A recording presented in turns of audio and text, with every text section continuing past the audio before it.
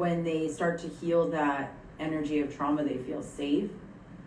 And I'm getting the question, what was life like for me before I started healing?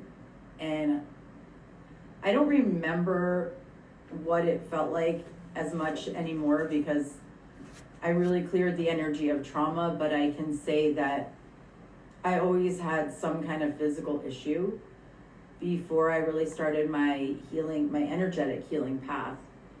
That I had a lot of lung issues. I was on some pretty hefty medication for my lungs. When I was a kid, my parents were really Western medicine people. So it would be like, oh, you're sick, let's go to the doctor, let's get you on some antibiotics. So I grew up on a lot of antibiotics, and I remember being sick a lot with ear infections and throat infections, which make total sense with my trauma, which I'm not going to get into.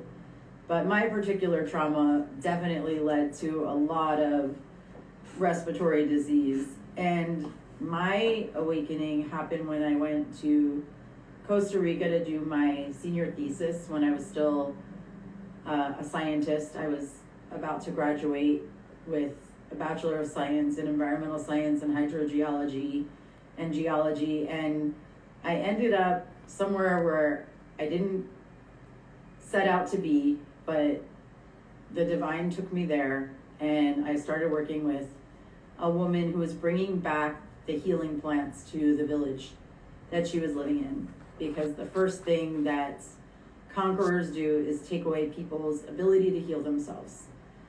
So she was helping people remember the healing plants of the rainforest, and that was what I actually did my senior thesis on. I wrote the rough draft of a medicinal rainforest healing plant book, and she made me sit with every plant and get to know the plant spirit, meditate with the plant, ask the plant what its healing powers were, what it healed in the body, what it did, what emotional healing it offered, because plants don't just give us physical healing, they also give us emotional healing.